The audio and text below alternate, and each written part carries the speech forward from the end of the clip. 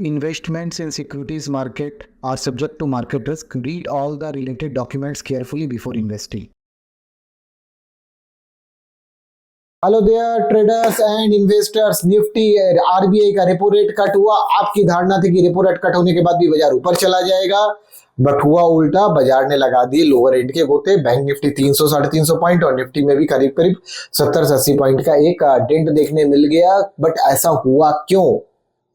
Boss ये चीज समझिए, मैक्रो इकोनॉमिक पिक्चर इतने आसानी से नहीं सुधरती है। अगर रेपो रेट कट हो रहा है उसका आपको जो इंप्रेशन है आने वाले कुछ दिनों पे मिलेगा, बट इमीडिएटली बाजार इसको नेगेटिव तौर पे लेता है। एंड देखिए सबसे बड़ी बात है, दो बड़े इवेंट है। एक तो दिल्ली में इलेक्शन के रिजल्ट्स की काउंटिंग चल रही है एंड ऐसा लग रहा है कि बीजेपी मेजोरिटी के साथ आ सकती है। देखिए मैं कोई भी पॉलिटिकल पार्टी को समर्थन नहीं दे रहा हूं, ना मैं किसी पॉलिटिकल पार्टी को व्यू ले रहा हूं, बट मेरा कहने का मतलब है अगर सेंटर पे जो गवर्नमेंट है वही गवर्नमेंट आज 27 साल के बाद अगर दिल्ली पे इतिहास रचता है तो डेफिनेटली बाजार को कहीं थोड़ा सा बूस्ट तो मिलेगा। ठीक है, FIIs 89% शॉर्ट पे थे पिछले वीक, तो थोड़ा सा शॉर्ट कवरिंग हमें देखने भी मिला। तो बाजार का देखिए वैसे तो ओवरऑल ट्रेंड और स्ट्रक्चर वीक है, बट डेड कैट बाउंसेस बाजार में देखने के लिए मिल सकते हैं। तो आइए सेशन पे चलते हैं। निफ्टी एंड बैंक निफ्टी के टेक्निकल लेवल्स को डिकोड करेंगे। ऑप्शन बायर्स में कॉल किस साइड आपको लेना है या पुट किस साइड लेना है, कहां आपको निफ्टी बेचना है या कहां क्रिटिकल सपोर्ट है, ये सारी चीजों पे डिस्कस करेंगे with the help of technical charts. आइए समझते हैं।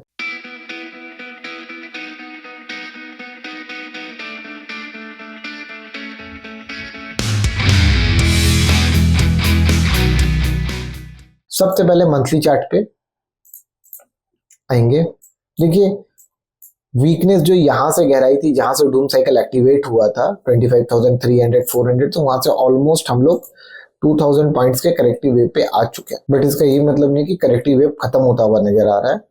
वीकली चार्ट पे अगर हम लोग बात करेंगे तो लास्ट 2 वीक से हमें एक पॉजिटिव ट्रेड तो मिला, बट हमें कोई भी क्लोजिंग 24,100 के ऊपर नहीं मिल रहा है। 24,100 के ऊपर वीकली ट्रेंड चेंज होता हुआ नजर आएगा। बियर से बाजार बुल्स की तरफ एंट्री करने की कोशिश करेगा, राइट। अब मजे की बात है, वीकली ट्रेंड लाइन तो था ही था, ये डेली का भी ट्रेंड लाइन था, जैसे कि आप देख पा रहे हो यहां पे बन चुका है लगभग 3 ब्लैक क्रोज इन अ रो का कैंडलस्टिक पैटर्न। एंड बाजार ट्रेंड लाइन के पास 200 दिन मूविंग एवरेज के पास बाजार लड़ रहा है। यहाँ पे 200 दिन मूविंग एवरेज के पास लड़ रहा है, जो कि निफ्टी का मीन रिवर्सल पॉइंट भी है। कोई भी स्टॉक के लिए 200 दिन मूविंग एवरेज बहुत वाइटल होता है लॉन्ग टर्म के लिए।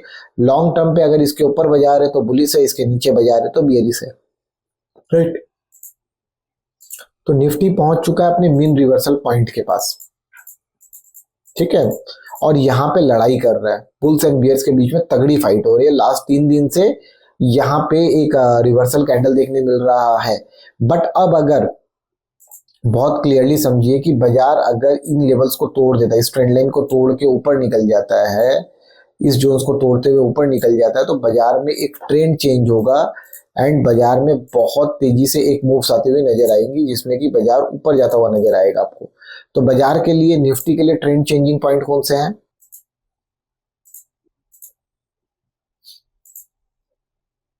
ठीक है, तो बाजार के लिए ट्रेंड चेंजिंग पॉइंट्स ये है 23,900 है, बट मैं बोलूंगा कि 24,000 का साइकोलॉजिकल लेवल पार करके बाजार इसके ऊपर अगर क्लोजिंग देता है तो बाजार ने अपने मीन रिवर्सल को 200 डिमा को डिसाइसिवली संभाल लिया एंड बाजार में एक टेक्निकल स्ट्रक्चरल रिबाउंस देखने मिलेगा, जो कि इसको 24,200 और 24,800 तक खींच सकता है।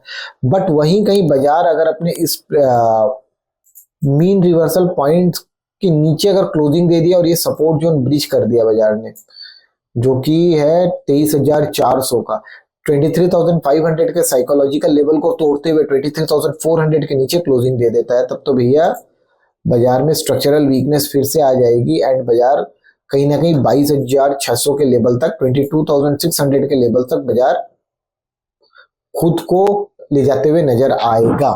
ठीक है, तो डेफिनेटली देखिए अब ये है कि बीजेपी के लिए एक मॉरल बूस्ट हो सकता है अगर सेंट्रल की गवर्नमेंट जीतती है तो, और वहीं कहीं बाजार उसी तरीके से पॉइज्ड भी है। आप देखोगे कि निफ्टी के आवरली चार्ट पे 200 दिन मूविंग एवरेज ट्रेंड लाइन के सपोर्ट के पास बाजार रुका हुआ है। अगर मंडे को वीकेंड्स में वोट की काउंटिंग आ जाएगी। मंडे को हो सकता है बाजार ऊपर खुले तो 23,780 एंड 23,914 ये बाजार के लिए दो इंपॉर्टेंट रेजिस्टेंस क्लस्टर्स है। और अगर बाजार ये सपोर्ट तोड़ते हुए नजर आता है 23,400 434 का सपोर्ट तोड़ते हुए नजर आता है तो देन आपके जो टारगेटेड एरियाज होंगे, फर्स्ट टारगेटेड एरिया होगा 23,250, दूसरा होगा 23,100 के करीब का। आई होप आपको ये निफ्टी की एनालिसिस पसंद आई होगी। लेवल्स को नोट डाउन कर लीजिए, पेन और पेपर पे लिख लीजिए, बिकॉज लर्न करेंगे तभी अर्न कर पाएंगे, बाजार को सीखेंगे, बाजार के डायनेमिक्स को सीखेंगे, तभी आप बाजार में इंफॉर्म डिसीजन ले पाएंगे, राइट। बात करेंगे बैंक निफ्टी की। देखिए मंथली ट्रेंड तो अभी भी मेरे को खराब ही लग रहा है। बैंक निफ्टी का डूम साइकिल एक्टिवेटेड है and the trend is purely week.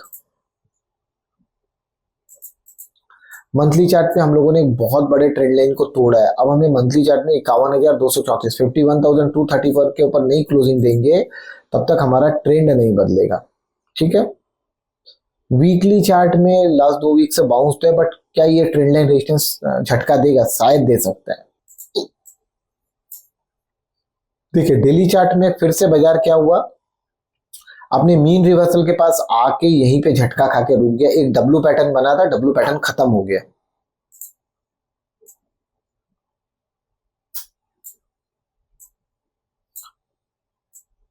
ठीक है, डब्ल्यू पैटर्न्स के टारगेट्स खत्म हो गए हैं, ठीक है।